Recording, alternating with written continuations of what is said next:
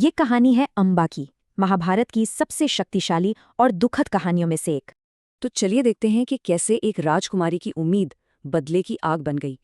कहानी शुरू होती है काशी की राजकुमारी अंबा से, जो राजा शाल्व से प्रेम करती थी। ये है कहानी के मुख्य किरदार, जिनकी किस्मत अंबा के स्वयंवर में हमेशा के लिए जुड़ गई। उसी स्वयंवर में भीष्म के एक फैसले ने घटनाओं का एक विनाशकारी सिलसिला शुरू कर दिया। हस्तिनापुर के सिंहासन को सुरक्षित करने के लिए भीष्म तीनों राजकुमारियों का हरण कर लेते हैं। बस कुछ ही दिनों में दो बड़े तिरस्कारों ने अंबा की दुनिया ही पलट दी और वो अकेली रह गईं। इन्हीं शब्दों के साथ राजा शाल्व ने उन्हें ठुकरा दिया। अंबा अब किसी और की जीती हुई वस्तु थी।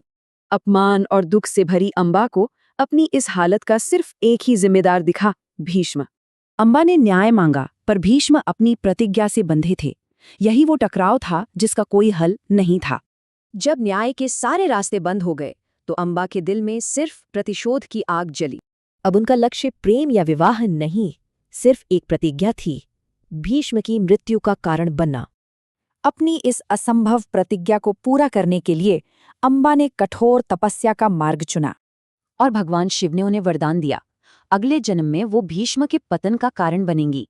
सालों बाद कुरुक्षेत्र के मैदान में अंबा की वही प्रतिज्ञा सच होने वाली थी।